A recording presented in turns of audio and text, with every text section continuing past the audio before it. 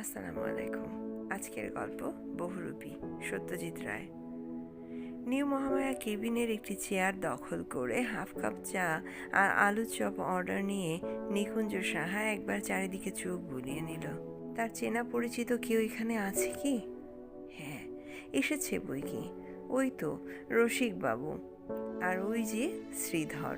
পঞ্চানন এখনো আসেনি, তবে মিনিট দশেকের মধ্যে এসে যাবে নিশ্চয়ই। যত বেশি চেনা লোক আসে তত ভালো। চেনা লোক চিনতে না পারলে তবেই না ছদ্মবেশের সার্থকতা। অবশ্য এখনো পর্যন্ত তার সব কয়টা ছদ্মবেশই আশ্চর্য রকম সফল হয়েছে। আজকে তো তাও দাড়ির আবরণ রয়েছে, মুখের অর্ধেকটা অংশই ঢাকা। বয়সও বাড়িয়ে নিয়েছে নিকুঞ্জ, অন্তত বছর 25। গতবারের মেকআপ ছিল একটা ছোট্ট প্রজাপতি মার্কা গোফ, আর সেই সঙ্গে প্লাস্টিসিনের সাহায্যে নাকের শেপটা বদলানো। কিন্তু হাব ভাব হাঁটা চলা, গলার স্বর এমনই চতুরভাবে পাল্টেছিল নিকুঞ্জ যে তার 10 বছরের আলাপি পঞ্চানন গুই তার কাছ থেকে দেশলাই ধার নেবার সময়ও তাকে চিনতে পারেনি। নিকুঞ্জ অসম সাহসের সঙ্গে কয়েকটা কথাও বলে ফেলেছিল। আপনি ওটা রাখতে পারেন, আমার কাছে আরেকটা দেশলাই আছে। পঞ্চানন গলার স্বর শুনেও জেনেনি একেই বলে আর্ট। নিকুঞ্জ সাহার আর সব শখ চলে গিয়ে এটাই পোক্তভাবে রয়ে গেছে। শুধু রয়ে গেছে না, উত্তরোত্তর বেড়ে গিয়ে শখটা নেশায় পরিণত হয়েছে। তার হাতে এখন সময়ও অঢেল। আগে একটা চাকরি ছিল, কলেজ স্ট্রিটের ওরিয়েন্ট বুক কোম্পানিতে সে ছিল সেলসম্যান। সম্প্রতি তার এক জ্যাঠা মশাই শেয়ার মার্কেটে অনেক টাকা করে গত হয়েছেন। তার নিজের সন্তান ছিল না, স্ত্রীও মারা গেছেন 72-তে। নিকুঞ্জকে তিনি উইল করে সেই টাকা দিয়ে গেছেন, যার ব্যাংকে সুদ হয় মাসে 750। কাজী সেলসম্যানের চাকরিটা সে অক্লেশেই ছাড়তে পেরেছে। এই জ্যাঠাই বলতেন, বই পড়ো নিকুঞ্জ, বই পড়ো। বই পড়ে না শেখা যায় এমন জিনিস নেই। স্কুলের দরকার হবে না, মাস্টারের দরকার হবে না, স্রেফ বই। লোকে অ্যারোপ্লেন চালাতে শিখেছে বই পড়ে, এ কথাও শুনেছি। জ্যাঠা নিজে বই পড়ে 2 জিনিস শিখেছিলেন, হাত দেখা আর হোমিওপ্যাথি। দুটোই তিনি বেশ ভালোভাবেই রপ্ত করেছিলেন বলে জানা যায়। নিকুঞ্জ তার কথা মেনে নিয়ে বই পড়ে শিখেছিল চামড়ার কাজ আর ফটোগ্রাফি। মাস 6 আগে কলেজ স্ট্রিটের ফুটপাতে মেকআপ সম্বন্ধে একটা মোটা আমেরিকান বই দেখে সে কেনার লোভ সামলাতে পারেনি। সেইটে পড়ে এই নতুন শখটা তাকে পেয়ে বসে। অথচ মেকআপের যেটা আসল জায়গা, থিয়েটার, সেই সম্বন্ধে নিকুঞ্জের কোনো উৎসাহই নেই। একবার মনে হয়েছিল এ তো বেশ নতুন একটা জিনিস শেখা হলো, এর থেকে একটা উপরি রোজগারের রাস্তা ধরলে কেমন হয়। নবনট্য কোম্পানির ভুল ঘোষের সঙ্গে নিকুঞ্জের কিছুটা আলাপও ছিল। দুজনেই ইস্ট বেঙ্গল ক্লাবের মেম্বার, সেই সূত্রেই আলাপ। অ্যামহার্স স্ট্রিটে ভদ্রলোকের বাড়ি গিয়ে কথাটা পারতে ভুলু ঘোষ বললেন, বেশ তো আছো নিকুঞ্জ, আবার থিয়েটার লাইনে আসার ইচ্ছে হলো কেন? আমাদের কোম্পানির কথা যদি বলো, সেখানে অপরেশ দত্তকে সরিয়ে তুমি তার জায়গায় বসবে কি করে? সে লোক আজ 36 বছর ধরে মেকআপ করছে, পুরো আর্টটি তার নখের ডগায়। তোমার 6 মাসের বিদ্যে শুনলে তো সে তোমার দিকে চাইবেই না।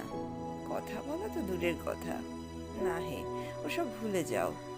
সুখে যখন আছো তখন ভূতের কিল ভোগ করবে কেন সাধ করে? নিকুঞ্জ সেই দিনই পেশাদার মেকআপের চিন্তা মন থেকে মুছে ফেলে দেয়। তাহলে মেকআপ শিখে করবে কি সে? কার মেকআপ করবে? চুল ছাটার সেলুনের মতো মেকআপের তো আর সেলুন খোলা যায় না, যেখানে লোক পয়সা দিয়ে নিজের চেহারা পাল্টে নিতে আসবে। তখনই নিকুঞ্জের মনে হয়, কেন, আমার নিজের চেহারা কি দোষ করলো? সত্যি বলতে কি, তার নিজের চেহারার কয়েকটা সুবিধে আছে, যাকে বলে ন্যাচারাল অ্যাডভান্টেজেস। নিকুঞ্জর সবই মাঝারি। সে না লম্বা, না বেটে, না কালো, না ফর্সা, না চোখা, না ভোঁতা। যে না খাড়া তাকে ভোঁতা বলা যায় না, যে বেশি লম্বা তাকে বেটে করা যায় না, যে বেশি কালো তাকে ফর্সা বানাতে হলে যে পরিমাণ রঙের প্রলেপ লাগবে তাতে মেকআপ ধরা পড়ে যেতে বাধ্য। 2 দিন ধরে আয়নায় নিজের চেহারাটা স্টাডি করে নিকুঞ্জ তাই স্থির করলো যে মেকআপ সে নিজেকেই করবে, নিজের চেহারার ওপরেই চলবে তার যত এক্সপেরিমেন্ট। কিন্তু তারপর এই মেকআপের উদ্দেশ্যটা হবে কি? উদ্দেশ্য হবে দুটি। এক, নিজের শিল্প চাতুরীকে পারফেকশনের চেয়ে উঁচু স্তরে নিয়ে যাওয়া, এবং 2, লোকের চোখে ধুলো দেবার আনন্দ উপভোগ করা। বই কেনার দিন 7 মধ্যে নিকুঞ্জ মেকআপের সরঞ্জাম কিনতে শুরু করে। বইতেই সে জেনেছে ম্যাক্স ফ্যাক্টর কোম্পানির প্যানকেক মেকআপের মাহাত্ম্যের কথা। এই জিনিস আমেরিকায় তৈরি হয়, কলকাতায় আসে না। অথচ দেশি রঙে নিখুঁত মেকআপ সম্ভব নয়। নিকুঞ্জকে তাই যেতে হলো প্রতিবেশী ডাক্তার বিরাজ চৌধুরীর কাছে। এই ডাক্তার চৌধুরী একবার নিকুঞ্জের জন্ডিস ছাড়িয়ে দিয়েছিলেন। এর ছেলে আমেরিকায় পড়াশোনা করে। নিকুঞ্জ খবর পেয়েছে যে বোনের বিয়েতে শিগগিরই দেশে আসছে। ডাক্তারবাবুর কাছে গিয়ে নিকুঞ্জ ভনিতা না করে সোজাসুজি বলল, আপনার ছেলে যদি একটা জিনিস আমার জন্য আনতে পারে, ওইলেই আমি টাকাটা দিয়ে দেব। কি জিনিস? জিজ্ঞেস করলেন ডাক্তার চৌধুরী। কিছু রং, মেকআপের রং। আমি নাম লিখে এনেছি, এখানে পাওয়া যায় না। বেশ তো, আপনি ডিটেলটা দিয়ে দিন, আমি ওকে পাঠিয়ে দেব। ম্যাক্স ফ্যাক্টরের রং এসে যায় 3 সপ্তাহের মধ্যেই। তার আগেই অবশ্য বাকি জিনিস কেনা হয়ে গেছে। পাকা চুল করার জন্য সাদা রং, পরচুলা লাগানোর জন্য সূক্ষ্ম নাইলনের নেট। এছাড়া কিনতে হয়েছে বেশ কিছু আলগা চুল, যা ওই সূক্ষ্ম নেটের ওপর একটা একটা করে বসিয়ে নিকুঞ্জ নিজে হাতে তৈরি করে নিয়েছে 20 রকমের গোঁফ, 20 রকমের দাড়ি আর 20 রকমের পরচুলা। সূক্ষ্ম মসৃণ, সোজা, ঢেউ খেলানো, কাফরিদের মতো পাকানো, কোনো রকম চুল বাদ নেই। কিন্তু শুধু মুখ পাল্টালেই তো আর হলো না, সেই সঙ্গে পোশাক না বদলালে চলবে কি করে? নিকুঞ্জর 7 দিন লেগেছে নিউ মার্কেট, বড় বাজার আর গ্র্যান্ড স্ট্রিট ঘুরে নিজের মাপ অনুযায়ী পোশাক জোগাড় করতে। রেডিমেডের কটা জিনিস পাওয়া যায়, তাই দর্জিকে দিয়েও বেশ কিছু পোশাক করিয়ে নিতে হয়েছে। আর শুধু জামা কাপড় তো নয়, পরিধেয় সব কিছুই। 7 রকমের চশমা, 12 রকম চটি জুতো, স্যান্ডেল, 10 রকম টুপি, তার মধ্যে দারোগার টুপিও বাদ যায়নি। পাগড়ির জন্য 5 রকম কাপড়, 5 রকম হাতঘড়ি, শিখদের হাতের লোহা, তাগা, তাবিজ, মাদুলি, পৈতে, বৈষ্ণবের মালা, শাক্তের রুদ্রাক্ষর, ওস্তাদের কানে পড়া নকল হিরে, কিছুই বাদ যায়নি। আর কিনতে হয়েছে একটা বড় আয়না আর তার ফ্রেমে বসানোর জন্যে জোরালো বাল্ব। লোডশেডিংয়ে যাতে কাজ বন্ধ হয়ে না যায় তার জন্য একটা ছোট্ট জাপানি জেনারেটরও কিনতে হয়েছে নিকুঞ্জকে। চাকর নিতাইকে সে শিখিয়ে দিয়েছে কি করে সেটা চালাতে হয়। কাজ শুরু হয় 16ই অঘ্রাণ। তারিখটা নিকুঞ্জ ডায়েরিতে লিখে রেখেছে। সকাল 8টা থেকে শুরু করে বিকেল 4:30 মেকআপ শেষ হয়।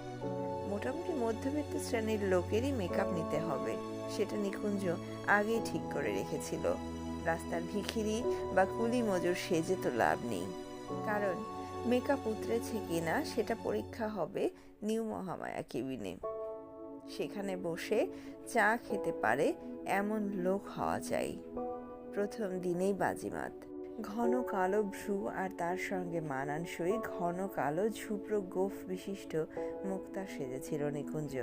সাদা প্যান্ট এবং বহু ব্যবহৃত কালো মুক্তারি কোট, হাতে একটা পুরনো ব্রিফকেস, পায়ে শুকতলা ক্ষয়ে যাওয়া কালো শু আর ইলাস্টিকবিহীন সাদা মোজা।